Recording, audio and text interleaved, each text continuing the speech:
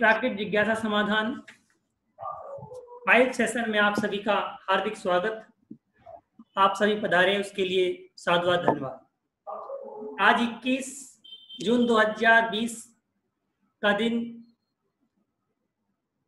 अपने आप में अलग ही है। आज जनक दिवस यानी फादर्स डे भी है।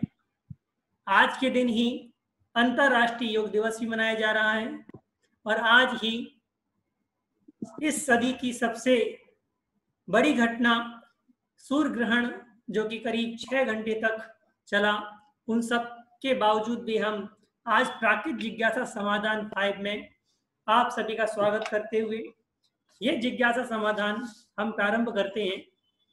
इससे पूर्व मैं आप सभी को अपने प्राच्य विद्या विशेषज्ञ विद्वान डॉक्टर प्रोफेसर सलोनी जोशी अहमदाबाद से साक्षात्कार कराना चाहता हूं। प्रोफेसर सलोनी जोशी अहमदाबाद जी पाली एवं प्राकृत विभाग भाषा भवन गुजरात विश्वविद्यालय अहमदाबाद में विभागाध्यक्ष के रूप में सुशोभित हैं और प्राकृत भाषा के मनीषी विद्वानों में से एक हैं। जिस प्रकार से प्राकृत भाषा इस देश में और विदेश में नगण्य है, उसी प्रकार से कुछ ही विद्वान प्राकृत भाषा को जानने वाले और समझने वाले हैं। इसी प्रयत्न में कि जन सामान्य तक यह भाषा आप तक पहुंचे और जो हम प्राकृत भाषा के शब्द घरेलू उपयोग में यूज करते हैं उन सबको हम समझ सकें, इसी मंतव्य के साथ हमने प्राकृत जिज्ञासा समाधान प्रोग्राम कार्यक्रम का आरंभ श्रुत पंचमी 27 मई 2020 को प्रारंभ किया था।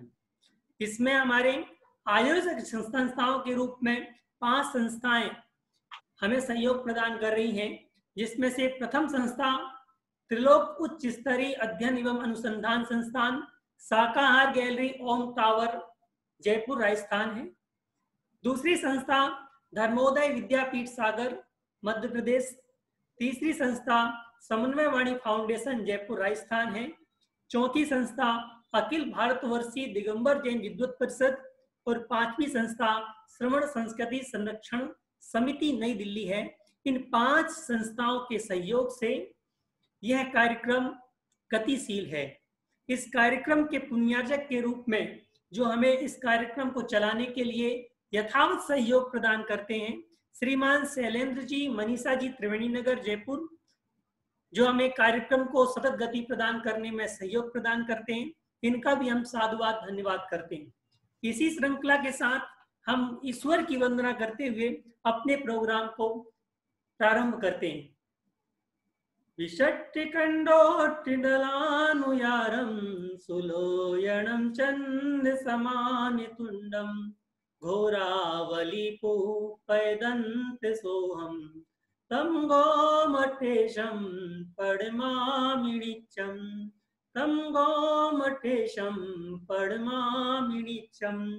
गोमटेश बाहुली भगवान के चरणों में वंदना अर्पित कर मैं इस प्रोग्राम को सफल बनाने हेतु और आप सबकी जिज्ञासाओं के समाधान हेतु पहला प्रश्न या पहली जिज्ञासा मैं प्रस्तुत करता हूं। हमारे साथ जो श्रोतागण या जिज्ञासु लोग जुड़ रहे हैं उनमें से ही प्रथम शंका उत्तम सिंह जी जो अगरतला से पधारे हुए हैं। जी जी अच्छा ठीक है जी। तो प्राकृत मैन्युस्क्रिप्ट्स पे ही थोड़ा पांडुलिपियों की विशेषताओं पे थोड़ा प्रकाश डालेंगे। किस प्रकार से, मतलब आपको उनकी टाइप्स के बारे में जानना है, लेखन का जो माध्यम है? ये प्राकृत की जो मिलती है वो ताड़पत्र पर भी मिलती है और पेपर मैन्युस्क्रिप्ट भी मिलती है, दोनों प्रकार से मिलती है, ठीक है जी। लेकिन और अभी तो एक बहुत अच्छी बात हो गई है कि जितने भी ग्रंथ भंडार है मैन्युस्क्रिप्ट्स के गुजरात में, शायद बाहर भी होता होगा, कि जितनी भी हस्तप्रत है उसका डिजिटलाइजेशन हो रहा है अभी। तो अगर कोबा में है या तो पाटन में है, किसी भी ग्रंथ भंडार में है और मुझे चाहिए तो मुझे उसका वो सॉफ्ट कॉपी मिल जाता है। तो मूल कॉपी की अभी जो संपादन के लिए हमें पहले मूल कॉपी की जरूरत होती थी, वो अब नहीं होती है। जी जी, इसी के साथ थैंक यू बहन जी, धन्यवाद। इसी के साथ मैं आमंत्रित करता हूं दूसरी शंका के लिए। अभी मैडम ने इस शंका का समाधान किया, जिज्ञासा का समाधान किया की थी। ये अगरतला में विद्वान हैं और इन्होंने पाली विभाग में अभी अध्यापन करा रहे हैं। इसके पश्चात में मालती जैन सलीमनाबाद जिला कटनी मध्य प्रदेश से हमारे सामने प्रस्तुत हैं। वे अपनी द्वितीय शंका प्रस्तुत करें। मालती जैन जी। मालती जैन,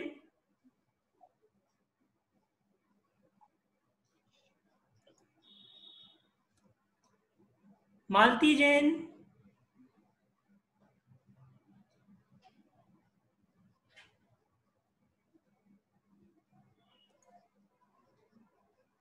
किसी कारणवश वो अपना म्यूट खोलिए। मालती जैन, मालती जी,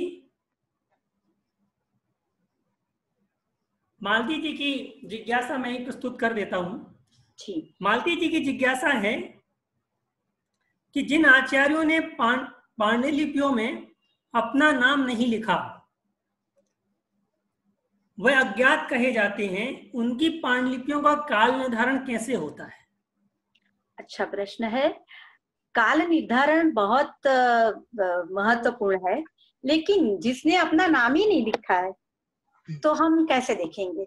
इसके लिए आंतर बाह्य साक्ष्य प्रमाण रूप माने जाते हैं। हस्तप्रत की जो स्टाइल है, जो नरेशन स्टाइल है, मैं फिजिकल स्टाइल की बात नहीं करती हूँ। जिसने जो भी कृति लिखी है तो उनकी जो नैरेटिव स्टाइल है और जो अक्षर है, अगर मूल कृति है तो उसके पर से हमें वो प्रत का समय मिलता है। कई बार क्या होता है कि जो कोई कर्ता अपनी जो भी कृति लिखता है उसमें कभी कभी अपने जो वर्तमान का कुछ न कुछ उल्लेख कर देते हैं, तो उसके पर से भी खबर हम समझ सकते हैं। दूसरी बात, वह कृति के लिए उनके जो अनुगामी वर्क होता है प्राकृत में, दूसरे जो लेखक होते हैं जो उनके बाद हुए हैं, वो भी संदर्भ देते हैं इसके अंदर वो कृति का, तो उसमें से भी हम देख सकते हैं। तो इस प्रकार से हम अंतर और बाह्य दोनों प्रकार के संदर्भ से देख सकते हैं। कई बार पुष्पिका में वो लोग क्या करते हैं, अपना नाम नहीं देते हैं, लेकिन गुरु का नाम या तो जो समकालीन कोई घटना होती है उनका उल्लेख करते हैं, तो उनके ऊपर से हमें पता चल जाता है। हाँ ठीक है दीदी, मैंने जिज्ञासा रखी जी। और हर एक जो इस प्रकार की हस्तप्रत होती है उनका अलग अलग होता है, तो जब हम उनका पूरा अध्ययन करेंगे उसका एक रेडीमेड आंसर नहीं हो सकता है। वो प्रत कैसी है, किस प्रकार से लिखी गई है, कौन से टॉपिक पर लिखी गई है, उनमें आगे के कवियों के क्या संदर्भ मिलता है, और पीछे के उनके बाद के जो है कर्ता, उन लोगों ने उनका संदर्भ दिया है या नहीं, उसके आधार पर हम पूर्व और उत्तर दोनों सीमाएं निर्धारित करते हैं। मैं समझ गई आपका आंसर जी। और कई बार क्या होता है कि हस्तप्रत या पामलीफ होता, ताड़पत्र होता है या कागज की मैन्युस्क्रिप्ट, किसी कारणवशात उसका अगर अंतिम पत्र आपको नहीं मिलता है तो भी हो सकता है कि कर्ता ने अपना नाम उसके अंदर डाला हो, लेकिन वो जो पन्ना लास्ट है वो ही हमें नहीं मिल रहा है, तो फिर हमें कैसे पता चलेगा? लेकिन कई बार ऐसा होता है कि वो जो कवि होते हैं वो प्रारंभ में भी अपने गुरु के चरणों की वंदना करते हैं। कई बार तो प्रारंभ में भी लिखते हैं कि किसके लिए किया है, किसके अनुरोध से किया है, तो उसके पर से हम अनुमान कर सकते हैं। ठीक है? और कोई वैज्ञानिक तरीका, और कोई तरीका? उसका वैज्ञानिक तरीका तो हम कैसे देख सकते हैं? उसके अंदर और बाह्य जो अंतर बाह्य प्रमाण मिलता है उसी के आधार पर हम कह सकते हैं। जी चलिए, मैं इसके पश्चात आमंत्रित करता हूं, अभी हमारे जो श्रोतागण जिज्ञासुगण पधारे हुए हैं उनमें जिन जिज्ञासा हमारे पास, हमारा एक सिस्टम बना हुआ है कि जो हमारे पास शनिवार या शुक्रवार तक जो जिज्ञासाएं भेज देते हैं, उनकी जिज्ञासाएं हम अपने विशेषज्ञ विद्वान के सामने प्रस्तुत करते हैं और उन्हीं जिज्ञासाओं का समाधान हमारे एक्सपर्ट करते हैं। तो अभी तक कुछ लोग, हमारे जो जिज्ञासु लोग हैं, वो भी ऐड नहीं हो पाए हैं। उनकी तरफ से मैं ही एक क्वेश्चन कर रहा हूं। जी ठीक है। सविता सिंघई जी यदि हैं क्या? सविता सिंघई जी अभी हमारे साथ पहले जुड़े हुए थे। सविता सिंघई, सविता सिंघई, उनकी तरफ से क्वेश्चन एक है। उनका पूछना है मैडम कि पांडुलिपियों के संरक्षण में बाहरी वातावरण का क्या प्रभाव है? क्योंकि बहुत से पांडुलिपियां तो एक जैसी होती हैं, यानी उनका कागज जिस समय लिखा जाता है या ताड़पत्र जैसा होता है उसी प्रकार का होता है, परंतु वातावरण तो चेंज होता रहता है। ऐसे में पांडुलिपियों का संरक्षण करने में वातावरण को किस प्रकार हम सहायक बना सकते हैं, ये इनकी थीम। ठीक है। अगर जो प्रश्न करता है उन्होंने कभी कोई ग्रंथ भंडार की या हस्तप्रत के ग्रंथ भंडार की मुलाकात ली होती तो शायद पता होता कि कोई भी हस्तप्रत को ऐसे खुली तो रखते ही नहीं है।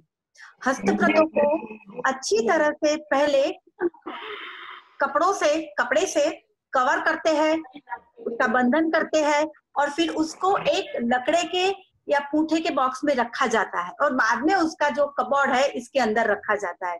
तो हो सकता है कि किसी ने अगर उपयोग के लिए बाहर ली है तो धूप और बेज, ये दोनों, और जो डस्ट, इससे बहुत हानि होती है और हमेशा इससे बचना चाहिए। कोई भी हस्तप्रत, वैसे तो पहले तो हस्तप्रत मिलना किसी को काम के लिए भी बहुत मुश्किल था। हस्तप्रत को कैसे, हम सीधा तो छू ही नहीं सकते, एक बोर्ड पर लेके वो पन्ना उसके पर आराम धीरे से रख के फिर उसकी जो पहले तो कॉपी, अभी तो हमें डिजिटल कॉपीज मिलती है, इसके पर से हम लोग उसका ट्रांसलेशन करते हैं, लिखते हैं, उसकी कॉपी करते हैं और रख देते हैं। तो अभी तो कोई सवाल नहीं है डिजिटलाइजेशन का और हमें प्रिंट मिलती है, लेकिन जब पहले था तो भी उनको बहुत बहुत ध्यान से रखा जाता था। तो सीधा धूप और बेज और जो इंसेक्ट्स होते हैं छोटे छोटे, इनसे भी उनको बहुत हानि होती है, तो बहुत प्रभाव पड़ता है। और मुझे नहीं लगता है कि कोई भी ग्रंथ भंडार ने ऐसे अलग से रखी होगी, मतलब उसको बहुत अच्छी तरह से संरक्षण करके रखा जाता है। और कुछ आपका समाधान हुआ या नहीं?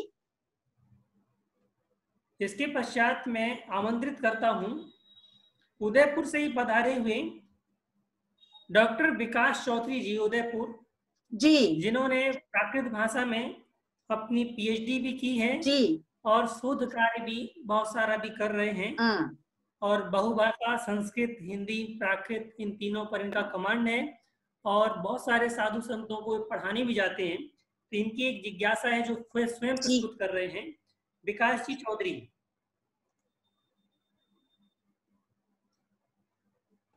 विकास जी हमारी आवाज सुन पा रहे हैं? हाँ सर, आवाज आ रही है? प्रणाम मैम। प्रणाम।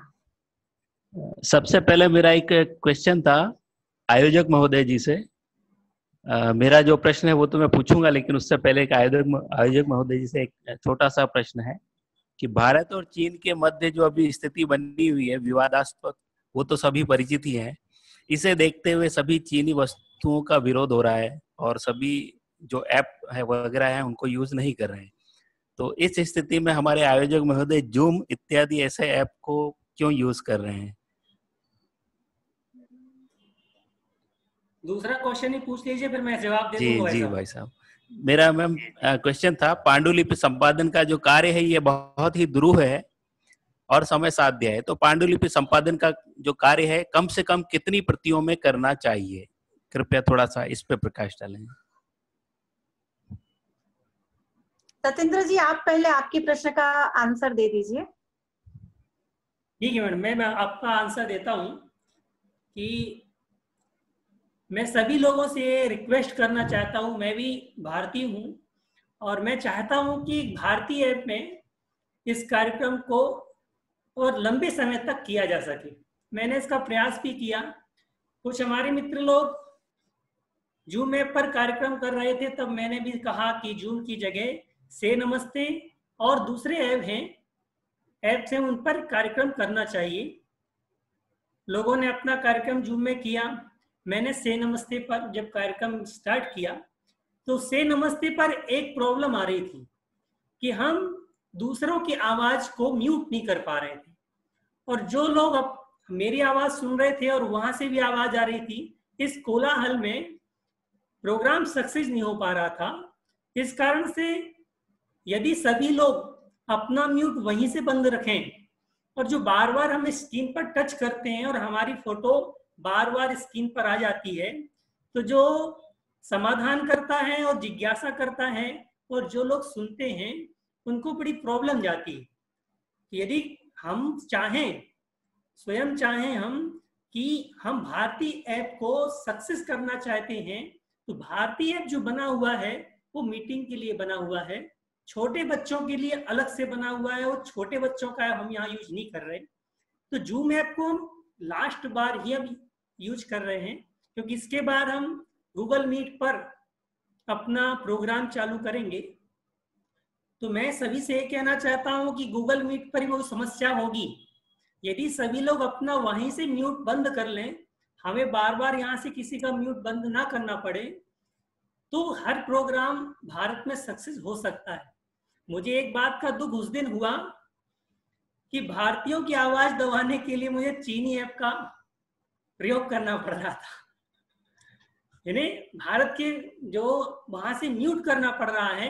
म्यूट करने का सिस्टम मुझे ना हो तो सामने वाला आपकी जिज्ञासा करके स्वयं म्यूट कर ले, तो ये ऐप जूम ऐप की जगह भारतीय ऐप भी बड़ी अच्छी तरीके से चल सकते हैं। और मैं प्रयास करूंगा कि अगला जो प्रोग्राम रविवार को 28 तारीख को होने वाला है वो गूगल मीट, से नमस्ते, फेसबुक या दूसरे ऐप पर करने का विचार करूंगा। अभी तो मैं जूम ऐप को लास्ट ही करना चाहता हूं, क्योंकि बहुत सारे लोग जूम ऐप के कारण से जुड़ते नहीं हैं, कहते हैं चीनी ऐप है हमें नहीं जुड़ना। कई लोग मांगते हैं कि आप फेसबुक का आप अकाउंट नंबर दें जिससे कि फेसबुक में हम डायरेक्ट जुड़ सकें। मैं अकेला प्रोग्राम कराता हूं तो एक साथ दो चीज हैंडल नहीं कर पा रहा हूं, इस कारण से मैं एक ही प्रोग्राम हैंडल कर पा रहा हूं। तो अगली बार से मैं यही सोचूंगा कि मैं दूसरे ऐप पर अपना प्रोग्राम, अपना कार्यक्रम सफल तरीके से आप सबके सहयोग से कर पाऊं। विकास जी, आप संतुष्ट हैं क्या? बिल्कुल भाई साहब, बिल्कुल, धन्यवाद सर जी। विकास जी, अभी अभी रेणु जैन ने लिखा है कि ये अमेरिकन ऐप है, चाइना का नहीं है, तो आप जरा कंफर्म कर लें। नहीं मैम, चाइना का ही ऐप है ये। अभी कोई रेणु जैन का मुझे नहीं पता है, लेकिन अभी कुछ आया इसके अंदर। जी ठीक है, चाइना का है तो हम निकाल देंगे, अच्छी बात है निकालने की।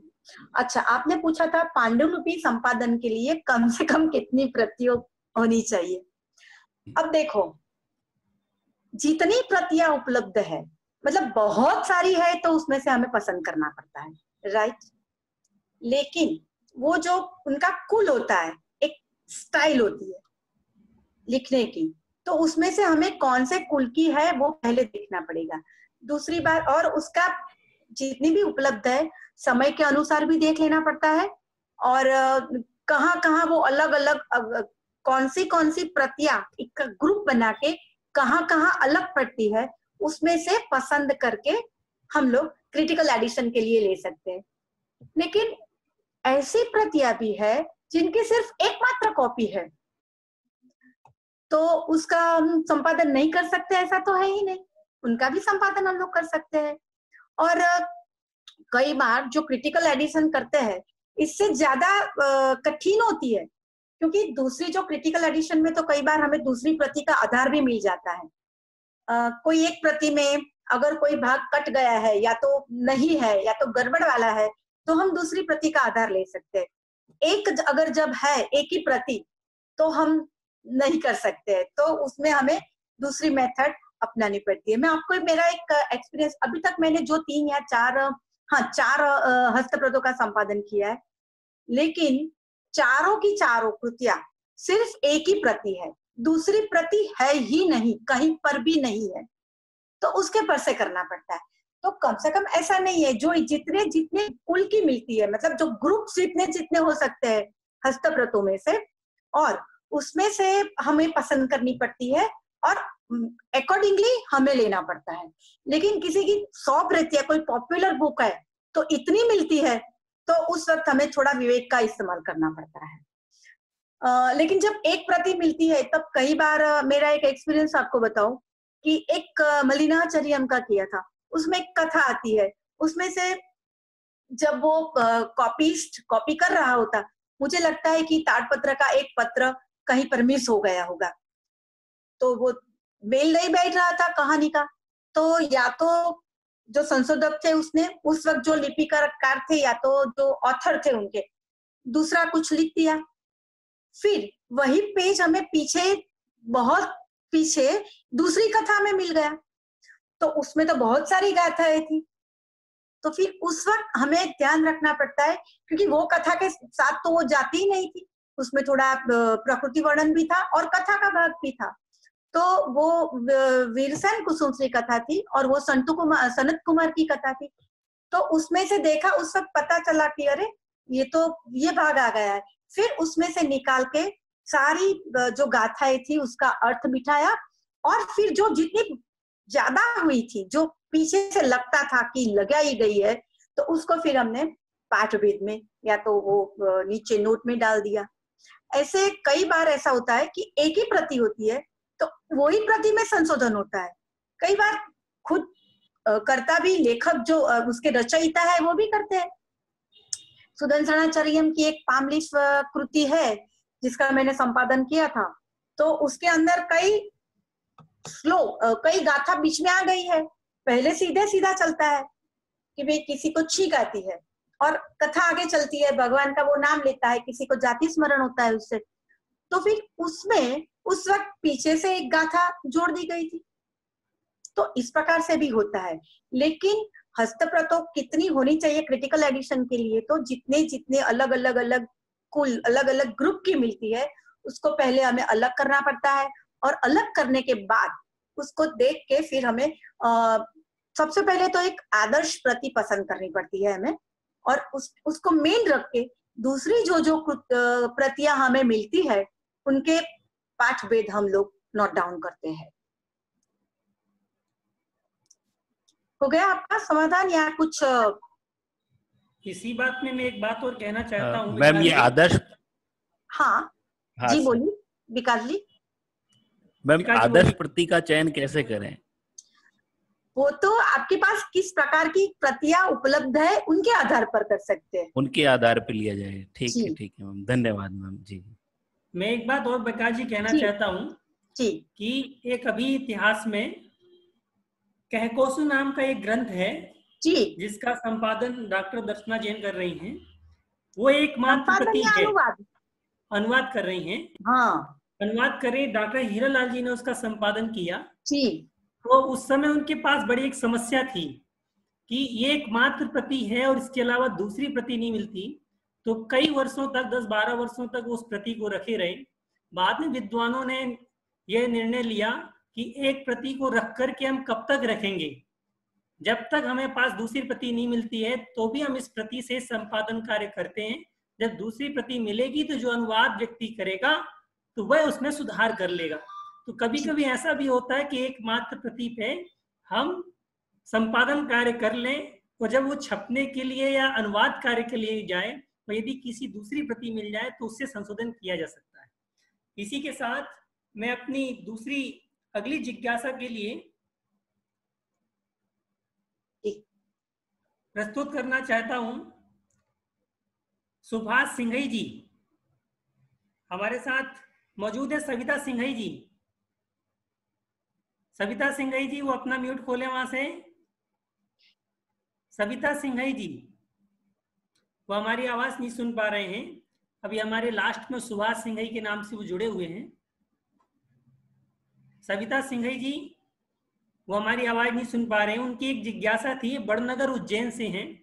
और उज्जैन भी पांडुलिपियों का भंडार गृह है। तो उनका एक प्रश्न है, ये जिज्ञासा है कि पांडुलिपियों के काल निर्धारण में संवत वर्ष का महत्वपूर्ण स्थान है जी। तो वर्तमान में बहुत से संवत प्रचलित हैं, उनमें सबसे प्राचीन संवत क्या है और ऊपर से क्रम से कौन कौन से संवत किस किस के काल पर प्रचलित हुए, ये उनकी एक जिज्ञासा है। क्योंकि वो पांडुलिपियों को यदि देखें तो संवत का पता नहीं चलता है, तो किस प्रकार से निर्धारण करेंगे? नहीं, वो तो संवत की पूरी एक किताब है, डॉक्टर भारती शैलत ने लिखी है। जितनी भी भारतीय संवत है उसको क्रम से उन्होंने लिखा हुआ है, राइट। हमारी जो प्राकृत कृतियां मिलती है इसमें ज्यादातर हमें विक्रम संवत और वीर संवत मिलती है, लेकिन ज्यादातर जो मैंने जो कथा साहित्य का, चरित्र साहित्य का किया है उसमें मुझे विक्रम संवत ही मिली है। और दूसरी एक बात, यहाँ ये बात काल निर्धारण काल की हो रही है, तो मैं ये भी बताना चाहूंगी कि हमारी जो हस्तप्रत है उसमें जो पीछे पुष्पिका या कोलोफोन होता है, इसमें तो लिखते हैं तो वो अंकों में नहीं लिखते हैं, जैसे हम 1 9 2 3 लिखते हैं, इस प्रकार से नहीं लिखते हैं, लेकिन वहां शब्दों से संख्या को सूचित किया जाता है। जैसे अगर कोई कृति है तो उसका समय है 1206 1206, तो वो लिखेंगे रस नह रवि, और उल्टे से लेना है, रस 6 है, नभ 0 है और रवि 12 है, तो उसका संवत आगे विक्रम तो वो लिखते हैं तो 1206 इस प्रकार से उसका वर्ष आएगा। तो इस प्रकार से हमारे परंपरा में वस्तु सूचक, संख्या सूचक शब्दों की भी एक सूची है, कौन से शब्द की कितनी संख्या है वो बताई गई है, और हस्तप्रत में इस प्रकार से ही ईयर का नरेशन होता है। इसी के पश्चात जैसा कि मैडम ने बताया कि अंका नाम वामतो गति, हाँ, अंकों की जो गति होती है बाईं ओर से होती है, और उसी के हिसाब से उन अंकों से संवत का निर्धारण और तिथि का निर्धारण इत्यादि किया जाता है। ये पांडुलिपियों पर उक्ति चरितार्थ होती है। इसी के साथ हमारे जयपुर से ही कई लोग जूम ऐप के कारण से नहीं जुड़ पाए, और कई लोग हमारी संस्था अखिल भारतवर्षीय दिगंबर जैन विद्युत परिषद का एक कार्यक्रम 8 बजे से ही सांगानेर में संचालित है, तो कई लोग वहां जुड़ गए हैं। ठीक है। तो जयपुर से ही श्रीमती बबीता जी लोहाड़िया हैं जो हमारे नियमित जिज्ञासु हैं, परंतु किसी कारणवश से आज जुड़ नहीं पाए हैं। उनकी जिज्ञासा है, पांडुलिपियों के संरक्षण एवं संपादन में विद्वानों के अलावा सरकार की क्या भूमिका है? कि विद्वान लोग पांडुलिपियों का कार्य कर रहे हैं तो सरकार भी क्या मदद करती है? सरकार की बहुत बड़ी भूमिका है। सबसे पहले तो बबीता जी को बताना है हमें कि नेशनल मैन्युस्क्रिप्ट मिशन जो NMM से प्रख्यात है, और उनके बारे में सारी जो इंफॉर्मेशन है वो उनको नेट से मिल जाएगी। और नेशनल मिशन मैन्युस्क्रिप्ट में बहुत सारा काम हो रहा है, जितने भी ग्रंथ भंडार है उनके बारे में नोडल एजेंसी किसी एक ग्रंथ भंडार को दी गई है हर एक एरिया में, और वहां से उनका अगर कैटलॉगिंग नहीं हुआ है तो वो काम होता है, और अगर किसी ने संपादन किया है तो उनको भी स्पेशल ग्रांट देके होता है। दूसरी बात कि जितनी भी हमारी रिसर्च इंस्टीट्यूट है, जैसे राष्ट्रीय संस्कृत संस्थान देख लो, ओरिएंटल इंस्टीट्यूट तो कितनी बड़ी ज्यादा है, हमारे बड़ौदा में है, मैसूर में है, मद्रास में है, तो जितनी भी सारी ओरिएंटल इंस्टीट्यूट और गवर्नमेंट के फंड से चलती है, तो वहां पर ये संपादन और अनुवादन का, संरक्षण का काम होता ही है। और विद्वान तो करते हैं, विद्वान अपने खुद से तो करते हैं, लेकिन जो कोई भी संस्था के साथ जुड़ के भी करते हैं तो उसमें भी गवर्नमेंट का ही योगदान है, क्योंकि उनकी जो सैलरी वगैरह मिलती है तो वो सारे गवर्नमेंट के डोनेशन ग्रांट से ही तो मिलती है। तो गवर्नमेंट की तो बहुत बड़ी भूमिका है ही। और अगर कैटलॉग्स देखेंगे आप तो उसमें भी, क्योंकि वो जितनी भी हस्तप्रतो है, उनके भंडार है, उनके कैटलॉग्स बने हैं, तो वो किसी न किसी बड़ी संस्था ने ही की है। तो वही संस्था गवर्नमेंट के सहाय से चलती है, उसको फंड मिलता है और वहीं से होती है। तो गवर्नमेंट की सरकार की तो बहुत बड़ी भूमिका है, ऐसा हम कह सकते हैं। मैं एक और सूचना देना चाहता हूँ कि गवर्नमेंट पांडुलिपियों के और प्राकृत भाषा के विकास के लिए बहुत सारे कार्य कर रही है, बशर्ते हम उसका उपयोग नहीं कर पा रहे। सरकार प्राचीन भाषाओं के विकास के लिए तत्पर है, परंतु उनको सजेशन प्राप्त नहीं हो पा रहे हैं और समाज का समर्थन प्राप्त नहीं हो पा रहा है। यदि समाज का समर्थन प्राप्त हो और उनके पास प्रपोजल जाएं तो विचार करेंगे। यदि हम समाज के लोग प्रपोजल पहुंचाएं या हम जिस संस्था पर हेड हैं या हम जहां पर ही कार्य कर रहे हैं, प्राकृत के विकास के लिए शिविर लगाएं इत्यादि बहुत सारे कार्यक्रम करके जब समाज के पास सरकार के पास पहुंचेंगे तो सरकार को हमारी भाषा के विकास के लिए जरूर सोचना पड़ेगा। इसी के साथ मैं अगली जिज्ञासा के लिए आमंत्रित करना चाहता हूं, हमारी पुण्यार्चक महोदय हैं श्रीमान शैलेंद्र जी त्रिवेणी नगर, जो इसी कंप्यूटर से हमारे साथ जुड़ रहे हैं। श्रीमान शैलेंद्र जी वो अपनी जिज्ञासा। सादर जय जिनेंद्र। पांडुलिपि का संरक्षण दीर्घकालीन तक कैसे किया जा सकता है? अच्छा, पहले तो ये बताइए, हमारे पास इतने सारे जो भंडार है वो तो कब के हैं? 200, 300, 400, 500 साल के पहले के। तो पुरानी परंपरा है, उससे भी हमारी हस्तप्रतों का संरक्षण होता ही था। वो परंपरा देखे तो उसमें मैंने पहले भी बताया था कि हस्तप्रत को कभी जैसे हम किताब को ऐसे रखते हैं उस प्रकार से नहीं रखते। उसके ऊपर और नीचे वो कवर होता है एसिड फ्री पेपर का, उसको कई बार हम कपड़े से भी लपेटते हैं। अच्छा, और उसको लपेटते हैं उस वक्त डोरी से, पिट डोरी से बांधते हैं। और शास्त्रों में कहा गया है कि पुस्तकों को शत्रुवत बांधना चाहिए, क्योंकि अगर हवा अंदर जाएगी तो सूक्ष्म जीवाणु भी जाएंगे, या तो जो भी पेज वाली हवा है या तो गर्म है उसका उसके पर असर पड़ेगा। तो पुस्तकों को शत्रुवत, बिल्कुल उसके अंदर एयर नहीं रहनी चाहिए, इस प्रकार से उन लोगों ने माना था। फिर वो लोग जो अपने देशी उपाय थे, जैसे कपूर रखते थे, फिर एक घोड़ावच करके आता है वो रखते थे, सांप की कांचली वो रखते थे, जैसे कोई जीव जंतु वहां आए नहीं। क्योंकि जो हमारे कागज को या पाम लीफ को छोटे छोटे छोटे छिद्र हो जाते हैं, वो जंतु, वो बैक्टीरिया, वो जो सूक्ष्म जीवाणु है, इन्हीं से हो जाता है। तो वो तो प्राचीन बात हुई। लेकिन अभी तो बहुत सारा साइंटिफिक मेथड भी आया है। फ्यूमिगेशन होता है और फ्यूमिगेशन चेम्बर बनाते हैं, उसके ऊपर रखते हैं, उसमें से जो ज्यादा डस्ट है वो नीचे आ जाती है। और दूसरे भी बहुत सारे साइंटिफिक तरीके हैं। कई बार अलग अलग, जैसे ताड़पत्र को करना है क्लीन, तो उसके लिए अलग मेथड है, पेपर को करना है, या तो दूसरे जो धातु पर काम है उसको क्लीन करना है, तो उसके लिए बहुत सारी अलग अलग मेथड है। और जो बड़ी बड़ी रिसर्च इंस्टीट्यूट है, ओरिएंटल इंस्टीट्यूट जैसे हमारे बड़ौदा में ओरिएंटल इंस्टीट्यूट है, एलडी इंस्टीट्यूट है, वहां पर फ्यूमिगेशन चैम्बर बनाया है। और जो डॉक्यूमेंटेशन के और जो ये एक्सपर्ट होते हैं वो लोग उसको अच्छी तरह से रखते हैं। और दूसरी बात, आपने बताया दीर्घकालीन कैसे संरक्षित किया जाता है, उसको फिजिकली कर सकते हैं। और दूसरा हमारे पास जो सबसे बड़ा आया है वो डिजिटलाइजेशन। उससे तो जो प्रत उनका बैटर है वो तो दीर्घ नहीं, सालों साल तक रहेगा।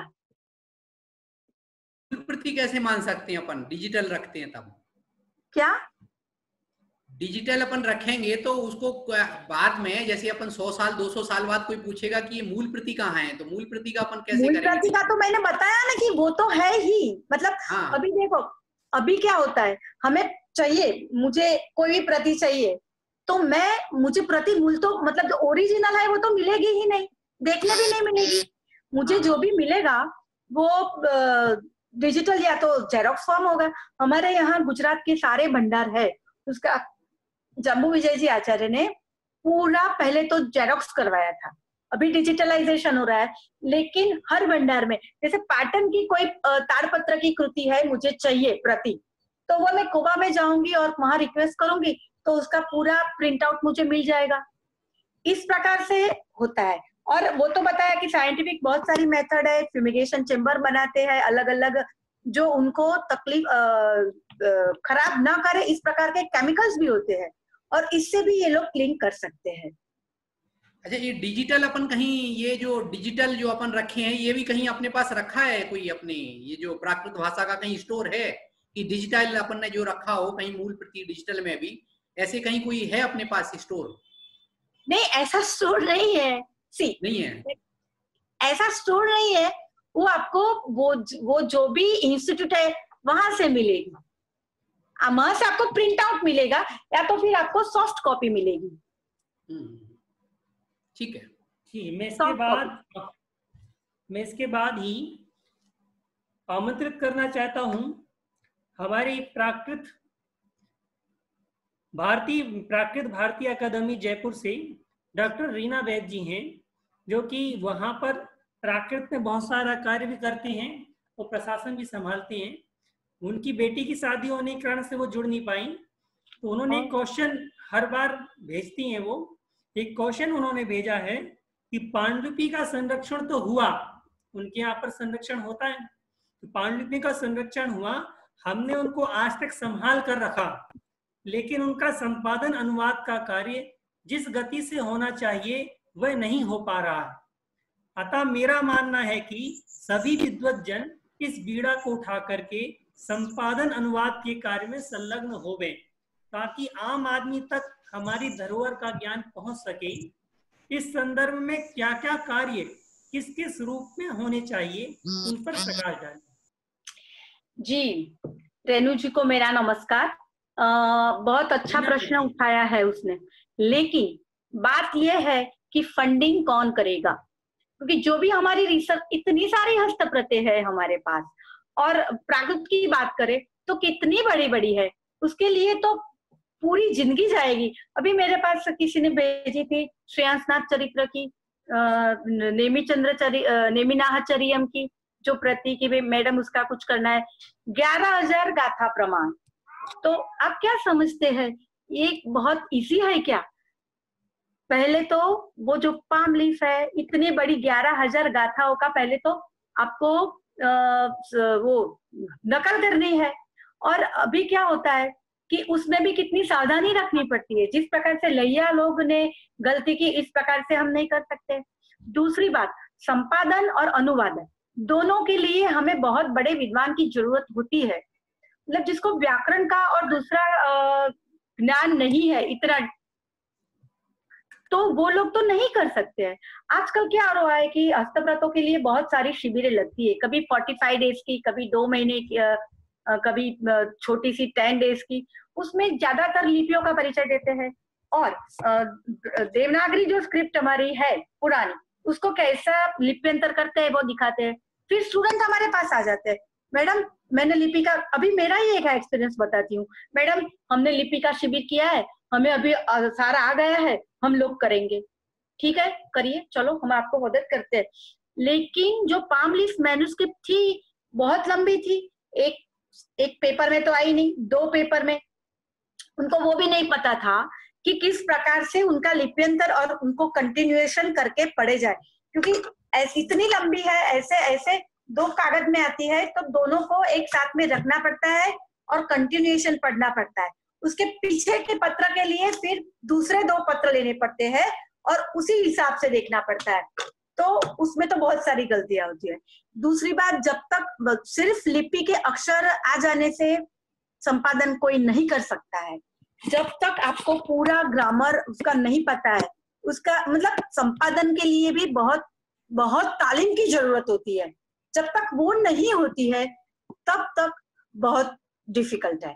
अनुवाद का भी हो सकता है, लेकिन इसके लिए भी बहुत सारी मेहनत करनी पड़ेगी, और इतने सारे लोग जो विद्वान हमारे पास है अभी, तो वो लोग तो कोई ना कोई या तो विश्वविद्यालय में पढ़ाते हैं, या तो कोई रिसर्च इंस्टीट्यूट में अपना रिसर्च का काम करते हैं। तो इतनी सारी हस्तप्रत है, तो उसके लिए हमें जरूरत ये है कि हम लोग प्राकृत के जो स्टूडेंट है उनको ट्रेन करें। जब पीएचडी के लिए मेरे पास कोई भी स्टूडेंट आता है तो मैं उनको सबसे पहले यही बोलती हूँ कि चलो कोई अच्छी सी हस्तप्रत ले लो, मैं आपको हेल्प करती हूँ और हस्तप्रत का हम काम करते हैं। वो पहले ना बोल देते हैं, मैडम हस्तप्रत बहुत बहुत लंबी होती है, बहुत बड़ी बड़ी होती है, इतना लंबा हम पहले कैसे कॉपी करें, फिर समझे, और एक एक शब्द पर, और फिर क्रिटिकल एडिशन के लिए दूसरे पार्ट भेज देना पड़ता है, बहुत सारी मेहनत लगती है। तो इसके लिए अगर हमें अच्छी एक ग्रुप मिल जाए, मतलब स्टूडेंट का एक तालीम केंद्र हम कर सके और वो करे, या उनको कुछ आर्थिक सहयोग कहीं से मिले, तभी हो सकता है। अनुवादन का तो ठीक हो सकता है, अनुवाद कर सकते हैं हम लोग, और इसमें बहुत सारे महाराज साहब ने भी अपनी तरफ से करते ही काम। देखो पुणे में जो श्रुत भवन है, वहाँ जो वैराग्य रति जी महाराज है, वो कितने सारे स्टूडेंट्स के पास कॉपी करवा रहे हैं। हमारे पंडित रुपेंद्र कुमार जी पगारिया, जिनकी उम्र अभी 90 इयर्स है, तो वो उनको करेक्ट करते हैं, उनको गाइडेंस भी देते हैं। तो इस प्रकार से पूरा अगर आयोजन हो पाए तो हम संपादन करवा सकते हैं। बाकी इतनी बड़ी बड़ी कृतियां होती है कि पूरा लग जाए कोई तो भी एक या दो ही कर सकते हैं अपने जीवन काल में। इसी के साथ हमारे साथ अभी जुड़ी हुई हैं मंजू बट जी केकड़ी से, जो एक धार्मिक महिला हैं और समाज सेवा में। उन्होंने प्राकृत भाषा जो मंदिर में अपन ग्रंथों का संरक्षण करते हैं उसके विषय में वो एक जिज्ञासा प्रस्तुत कर रही हैं। मंजू बट जी। जय जिनेन्द्र। नमस्ते। नमस्ते जी। मेरा प्रश्न ये था कि हमारे मंदिरों में जो इतने प्राचीन शास्त्र रखे हुए हैं और वो बहुत ही जीर्ण शीर्ण अवस्था के अंदर है, तो हम उनका संरक्षण कैसे करें और उनका लाभ भी लें, तो फिर किस तरह से लें? जी, आप जो शास्त्र की बात कर रही है वो पब्लिश्ड है या अनपब्लिश्ड है, वो पहले देखना पड़ेगा। अगर प्रकाशित है तब तो कोई इतना प्रॉब्लम नहीं है। अप्रकाशित पांडुलिपियां है तो मंदिरों में आपका ट्रस्ट होता है, वो लोग उनकी देखभाल करते हैं। और अगर वो लोग नहीं कर सकते तो कोई ऐसी रिसर्च इंस्टीट्यूट में वो लोग दे सकते हैं जहां पर उसका साइंटिफिकली उसको क्लीन करते हैं और उसका कैटलॉग बना के उसको अच्छी तरह से रखते हैं। अगर पब्लिश है तो कोई सवाल ही नहीं है। अगर क्योंकि जो पेपर है वो ऐसे तो भौतिक पदार्थ है, कोई न कोई वजह से खराब हो सकता है, या तो आप पढ़ने के लिए जो लेते हैं वाचक वो अच्छी तरह से नहीं रखते हैं, इसका इतना ध्यान नहीं रखते हैं, तब हो सकता है। तो उसके लिए जो अप्रकाशित है उसके लिए आपको बहुत ध्यान देना है। प्रकाशित है उनकी तो दूसरी प्रति आपको मिल सकती है, राइट। और उसके संरक्षण के लिए तो अभी आगे बात हुई ही मेरी, किस प्रकार से उसको संरक्षित की जाता है। जिस प्रकार से मेरे हिसाब से जहाँ पर ये रह रहे हैं, मैं भी वहां पर रहा हूँ और वहां पर मैंने देखा है कि बहुत सारा ग्रंथ भंडार है जो चूहे पूरा भंडार भरा हुआ है जी। लेकिन पब्लिश है अनपब्लिश है, हस्तप्रतों का है या पुस्तकों का है? नहीं, प्रकाशित भी है, कुछ तो प्रकाशित भी है और बिना प्रकाशित भी है। हाँ, तो बिना प्रकाशित जो है उसको तो ठीक ढंग से रखना पड़ता है। उसको तो ऐसे मतलब जो उसकी संभाल करते हैं उसको अब तक जिसने संभाला है वो ऐसे तो रखते नहीं, उसका कवर बवर कुछ किया होगा, उसको वुडन बॉक्स में रख के कपबोर्ड में रखा होगा, या उसको उसके अंदर कपूर वगैरह डाला होगा, कुछ तो किया होगा ना। ऐसे ही बाहर पड़ी क्या? कुछ भी नहीं किया, ऐसे ही जैसे बोरे में भरे हुए रहते हैं ना जी, उसी टाइप। तो फिर आप आपके ट्रस्टी जो भी वो मंदिर के ट्रस्टी है उनको रिक्वेस्ट कीजिए कि ऐसे नहीं पढ़ सकते, ऐसे नहीं रख सकते, ये आपकी अपनी मिल्कत नहीं है, ये समाज का है जी। एक साल में एक बार भी रूम खुलता ही नहीं है वो। तो फिर आप उनको बताइए, मतलब वो तो है कि हमारे यहाँ वर्षा काल में नहीं खुलता है, जो चौमासा का समय या फिर ज्ञान पंचमी के दिन खुलता है, कार्तिक सुद पंचमी को, लेकिन वो तो बंद रहता है। लेकिन आपको कुछ आगे जाके बोलना चाहिए कि अगर आप अच्छी तरह से नहीं रख सकते हैं तो किसी को दे दीजिए, कम से कम वहां पर अच्छी तरह से उसकी देखभाल तो होगी। पहले उसका कैटलॉग बनना चाहिए कि कौन सी किताबें, कौन सी हस्तप्रत है। हो सकता है उसमें कोई अलभ्य या दुर्लभ हस्तप्रत भी हो। मैं ये कहना चाहता हूँ मंजू बज्जी से ये कहना चाहता हूँ कि वहाँ के समाज को जागृत करें और कुछ महिलाएं और कुछ पुरुष मिल करके उन जो हस्तलिखित ग्रंथ हैं उनको बीना, जो अनेकांत ज्ञान मंदिर बीना है, वहां पर करीब 1 लाख पांडुलिपियों का भंडार है, जहाँ पर उनकी माने मेडिकल चिकित्सा की जाती है और सिस्टम से उन पर लेप वगैरह लगा करके हजारों सालों तक के लिए उसे संरक्षित किया जाता है। वहां पर हम पहुंचा सकते हैं। और कुछ रेयर बुक ऐसी भी हैं जो अनपब्लिश्ड हो गई हैं, जो पहले छपी थी परंतु अनपब्लिश्ड हो गई हैं, उन्हें भी हम ऐसी संस्थाओं को भेंट दे सकते हैं जो उन्हें प्रकाशित करने के लिए तत्पर हों। तो ऐसा अपन को सामाजिक स्तर पर विचार करके या महिला मंडल या समाज से मिल करके उन ग्रंथों की सुरक्षा करनी चाहिए, वही हमारी पूंजी है। ये बात कहकर मैं अगली शंका, अगली जिज्ञासा के लिए मैं आमंत्रित करता हूँ निशा जैन सिहोरा हमारे साथ जुड़ी हैं क्या? निशा जैन सिहोरा, निशा जैन सिहोरा हमारे साथ नहीं जुड़ पाई हैं क्योंकि वहां पर नेटवर्क का बड़ा प्रॉब्लम है उनके पास। निशा जैन सिहोरा ये हमारे नियमित जिज्ञासु हैं, मैंने कभी भी जिज्ञासा होती है तुरंत फोन करके पूछते हैं। तो निशा जैन सिहोरा की एक जिज्ञासा है कि प्राकृत की पांडुलिपियां ताड़पत्र के अलावा किस और वस्तु पर लिखी हुई मिलती हैं? अच्छा, मैं तो पांडुलिपियों की बात करूंगी, सिर्फ प्राकृत की पांडुलिपियों की नहीं। ज्यादातर प्राकृत की हमें हस्तप्रत में मिलती है, ताड़पत्र में और पेपर में तो मिलती है, लेकिन सारी हस्तप्रतों की अगर बात करें तो हमें ताड़पत्र पर मिलती है, कागज पर मिलती है, कपड़े पर मिलती है, रेशम पर लिखी हुई मिलती है, लकड़े के फलक पर लिखी हुई मिलती है। हस्तप्रतों की बात कर रही हूँ, सिर्फ प्राकृत हस्तप्रतों की नहीं। भोजपत्र और कई कई तो चर्म के, जो मुगल काल के थे और उन लोगों की थी, वो चर्म पर भी लिखी हुई मिलती है। उसके अलावा हाथीदांत, धातु, पत्थर, ईंट, सबके ऊपर लिखा हुआ हमें मिलता है। और पेपायरस जो मिस्र, इजिप्ट जिसमें मिलता है, उसका उल्लेख तो ईस्वी सन पूर्वे 2000 साल के पहले। और एक अच्छी बात यह है कि मेरे पास अभी है, लास्ट ईयर ही मैं इजिप्ट गई थी और वहां मैंने खुद देखा था कि वो एक छोड़ होता है पेपायरस का और उसमें से कैसे बनता है। तो मैं पेपायरस एक लेके आई हूँ जो आपको अभी बता रही हूँ, देख सकते हैं क्या आप? दिखाई तो दे रहा है मैडम। हाँ, और वो जो छोड़ होता है, लंबा होता है, उसको बीच में से काटते हैं। वो पूरा प्रोसेस मैंने अपनी आंखों से देखा है। और उसकी पतली पतली पट्टियां काटी जाती है, उसको पानी में भिगोया जाता है और इतनी इतनी पट्टी क्योंकि बहुत तो ठीक होता नहीं है, तो उसको पानी में 7 दिन तक भिजाते हैं, फिर एक साथ रख के, ऐसे जो लाइनिंग्स दिख रही है ना आपको, ऐसे लाइनिंग, तो उसको एक साथ रख के फिर उसको टीपते हैं भारी चीज से, फिर उसको रख देते हैं प्रेस करके, और फिर उसके पर काम होता है ये पेपायरस। और उसका भी ये भी मिलता है, देखिए इस प्रकार के बुक मार्कर्स भी मिलते हैं।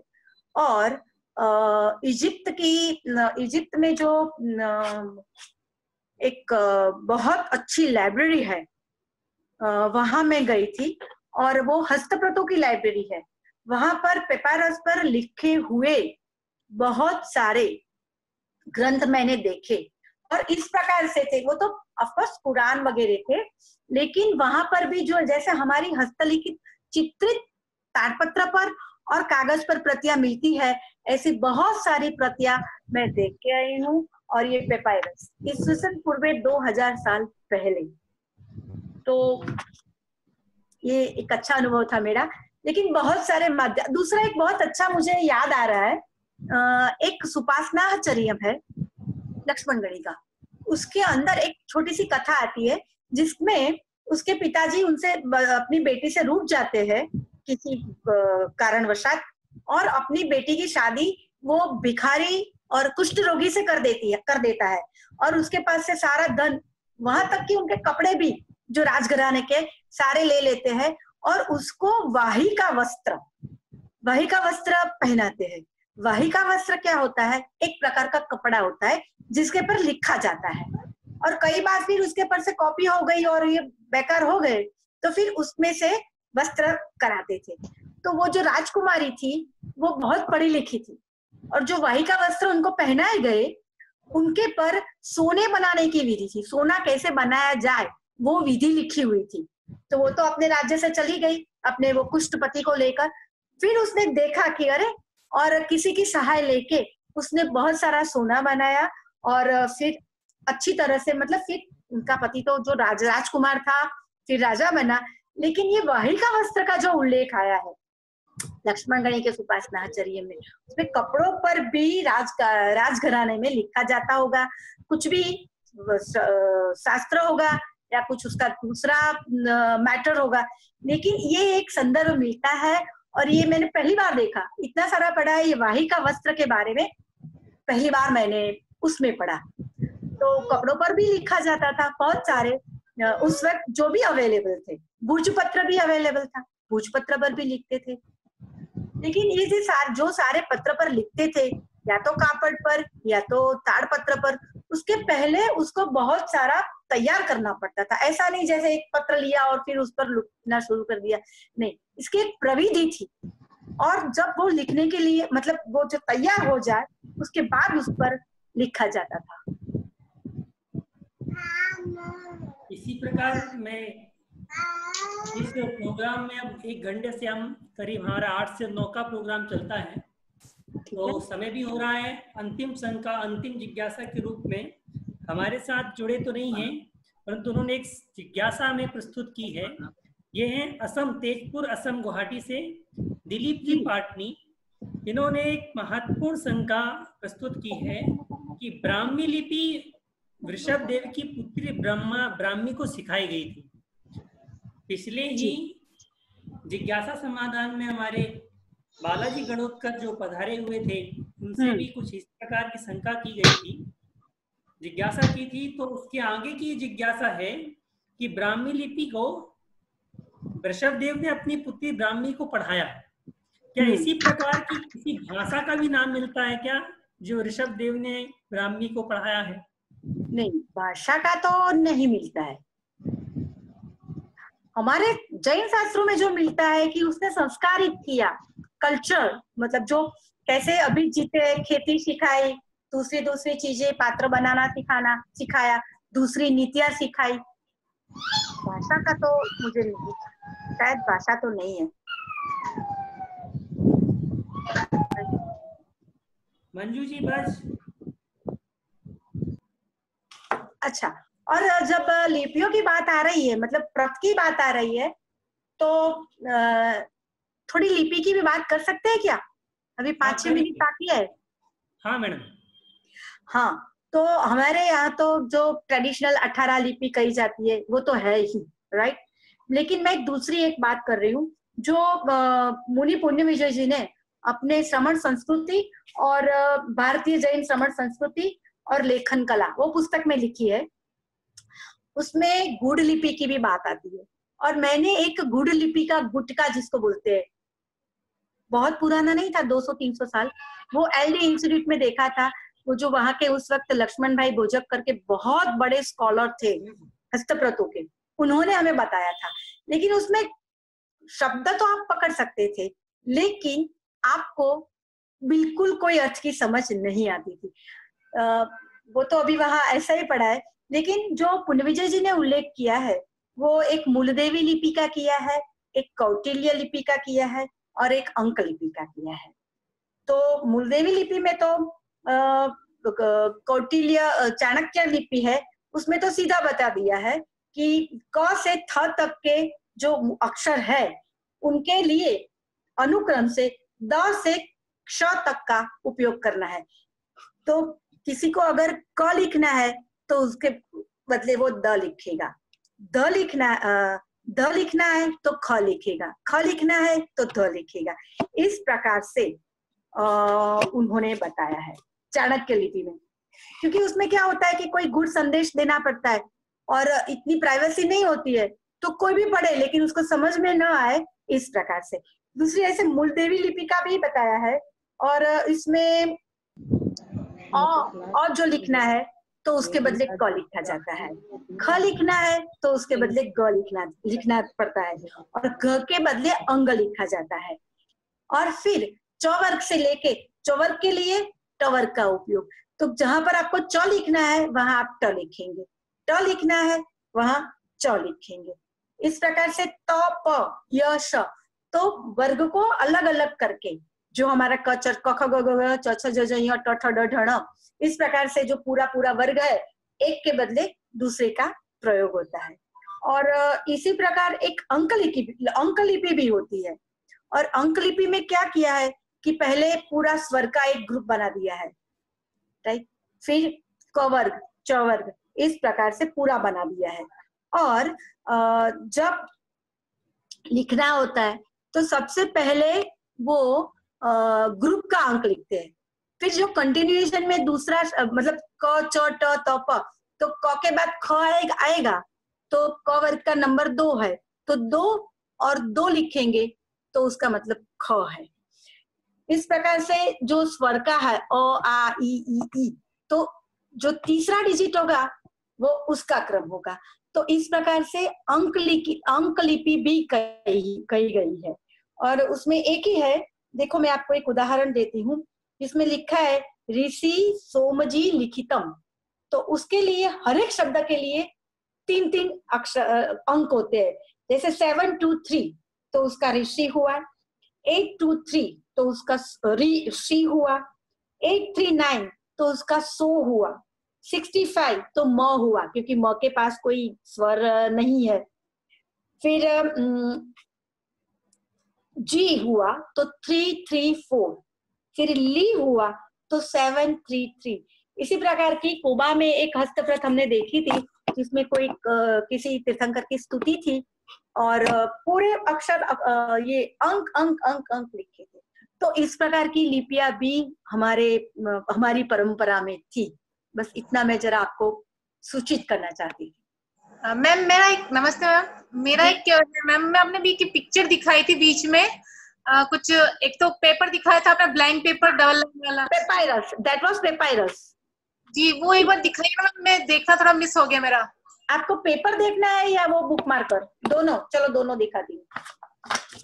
देखो ये पेपर मैंने बताया था आपको कि किस प्रकार से वो लोग अभी भी बना रहे हैं और अभी भी बहुत सारा उसका सेल हो रहा है। उसके पर भी पेंटिंग, ये बुक मार्कर है।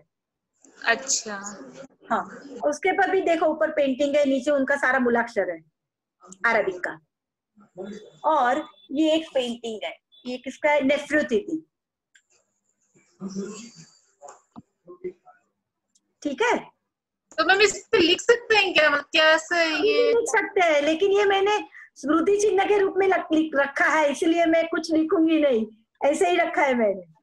लेकिन ये होता है, उसके बड़े बड़े पेंटिंग्स भी मिलते हैं और ये नष्ट नहीं होता है। देखो ये वृक्ष में से ऐसे मोड़ो, कुछ भी करो, खराब नहीं होता है।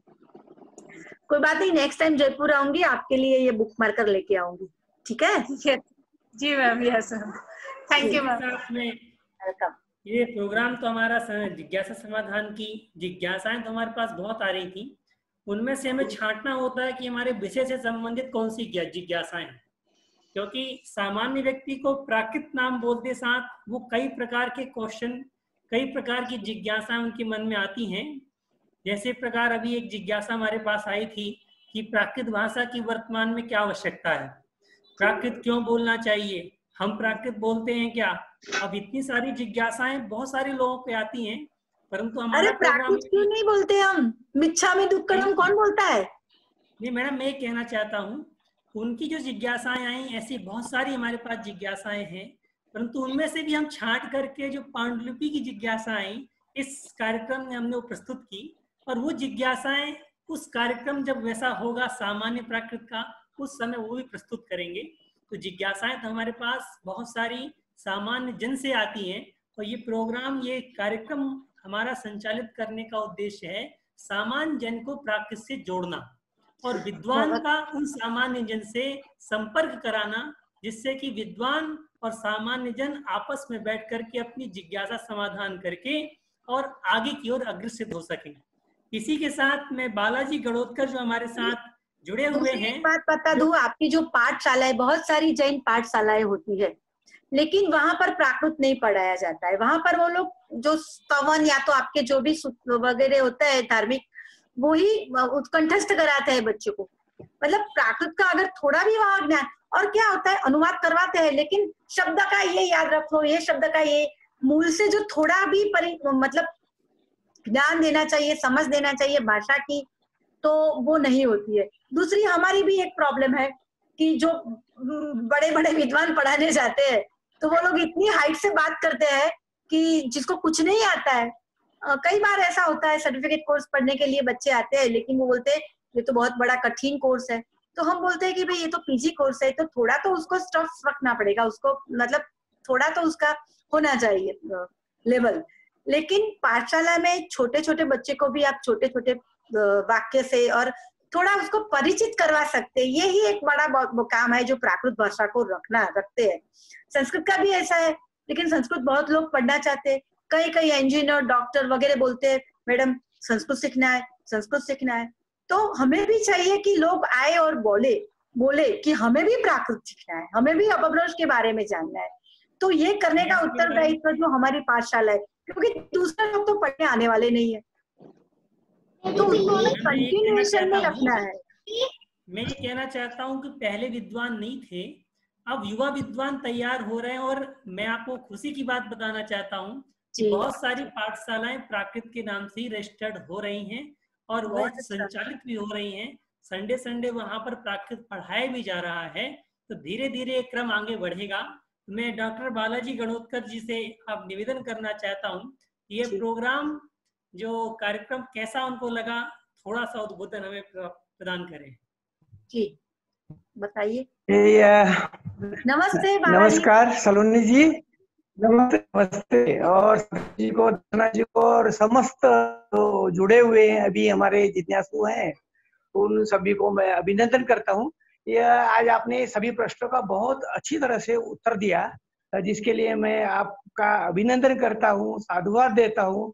और मुझे ऐसे लगता है कि निस्संदेह जो हमारी जो यंग जनरेशन है उसको प्रेरित करने के लिए यह आपके उत्तर और सत्येंद्र जी और दर्शना जी के प्रयास कुछ आगे की ओर ले जाएंगे। वैसे तो यह प्राकृत भाषा और संस्कृत की भी वैसी ही स्थिति है, लेकिन प्राकृत की ज्यादा शोचनीय स्थिति है, इसलिए बहुत ज्यादा श्रम की अपेक्षा है। और इस श्रम को करने में हमको शुरू करना पड़ेगा। जो छोटे छोटे बच्चे हैं उनको जैसे संस्कृत पढ़ाई जाती है प्राइमरी लेवल से, ऐसे प्राकृत का सलोनी जी अभी आपने भी यह बात कहा कि पाठशालाओं में बताया जाता है, वो उनको सूत्र याद कराए जाते हैं, लेकिन सूत्रों का अर्थ नहीं समझाया जाता है। यही बात वैदिक धर्म में भी हुई है कि वैदिक ओम गणानंत्वा गणपति गु हवा महे तो कहते हैं। आप उसी बैकग्राउंड से आ रही हैं जिस बैकग्राउंड का मैं हूँ, लेकिन उसके अगर अर्थ की बात करें तो शायद भारतवर्ष के कुछ ही परिवार होंगे जिनके अंदर इनके अर्थ बताए गए होंगे। और तो ये बड़ी बात है कि हर बात को रहस्यमय रखने की जो प्रवृत्ति हमारे शास्त्र भी सारे और हमारे जो शास्त्र जो नष्ट हो गए उसका बहुत बड़ा कारण यह भी रहा है कि हम अगली पीढ़ी को देते नहीं है या उसको समझते हैं कि उसके अंदर पात्रता नहीं है। तो मैं आप सभी लोगों से यह अनुरोध करूंगा, जैसे कि अभी किसी बहन ने यह कहा कि जो है उनके मठ या मंदिर में बहुत सारे शास्त्र बोरों के अंदर भरे हुए हैं, तो यह निस्संदेह ये जो है बहुत ही शोचनीय स्थिति है। आप चूंकि अहमदाबाद से जुड़ी हुई है इसलिए आपको संभवतः पता होगा कि अहमदाबाद के पास में ही कोबा में महावीर जैन आराधना केंद्र में लगभग 2.5 लाख से ज्यादा हस्तलिखित ग्रंथ है, जो दुनिया का सबसे बड़ा संग्रह है, और बिना किसी भेदभाव के सबको ग्रंथ उपलब्ध किए जाते हैं। वो उसकी जेरॉक्स हो सकती है या डिजिटाइजेशन करके दिया जा सकता है, जिस किसी भी फॉर्मेट में, और यथासंभव ये तो यहाँ तक कि जो नहीं दे सकता है उसको फ्री भी दिया जा रहा है। तो उन सुविधाओं को उपयोग करना चाहिए। अभी आपने वो एक बात कही, अनुवाद की और जो है संपादन की, यह अभी हमारी यंग जनरेशन यह समझती है कि बस थोड़ा सा कुछ जान लिया तो सीधा सा जो है हम संपादन कर सकते हैं, हम अनुवाद कर सकते हैं। भाई सबसे पहले आप सीधे ग्रेजुएशन में भी नहीं जाते हैं, पहले हायर सेकेंडरी करना पड़ता है, हायर सेकेंडरी के पहले क्लास 10 करना पड़ता है, क्लास 10 के पहले 8 करना पड़ता है। उसको गए बिना आज की जनरेशन सीधा जंप करना चाह रही है हर किसी फील्ड में। तो इसको तो यह ऐसा समझा जाता है कि यह तो बहुत अर्थकरी विद्या नहीं है, लेकिन अर्थकरी विद्या हो सकती है। हम सभी इसी विद्या के साथ सरवाइव हुए हैं और अब अपना गौरवपूर्ण जीवन व्यतीत कर रहे हैं और करते रहेंगे। और साथ ही साथ हम सभी लोगों का यह दायित्व है, जो सामर्थ्यवान अपने आप को समझते हैं, कि नई पीढ़ी को रोज नई प्रेरणा दे, प्रेरणा उनके कार्यों का प्रोत्साहन करे, तभी कुछ आगे हो सकता है।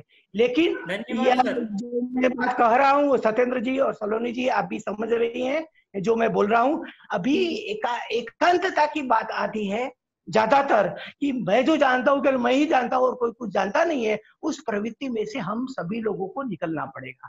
जब हम सबको साथ लेकर चलेंगे तब निस्संदेह हमारी भारतीय भाषाओं का विकास होगा। प्राकृत जो सबसे प्राचीन भाषा है देश की, उसका भी विकास होगा और उसकी संरक्षा भी होगी, और इसकी संरक्षा करना हमारा दायित्व है। मैं बहुत ज्यादा नहीं बोलूंगा, इतना पर्याप्त है मुझे ऐसे लगता है अभी के लिए। ठीक है, धन्यवाद, नमस्कार मुझे आमंत्रित करने के लिए। हमारे साथ जुड़े हैं नीरज जी, जो दिल्ली से हैं और समाज सेवा में लगे हुए हैं। उनसे मैं निवेदन करना चाहता हूं कि इस प्रोग्राम में आपको आने पर कैसा लगा, 2 शब्द अपने आप व्यक्त करें। आप अपना म्यूट खोल लें वहीं से।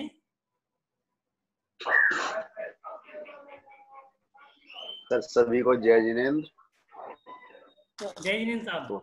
बहुत अच्छा लगा और बहुत ज्ञान मिलता है आप लोगों से, बहुत अच्छा लगता है मुझे सुनकर। और मेरा इंटरेस्ट बढ़ा जब से मैं कार्यक्रम आपका सुनने लगा हूँ।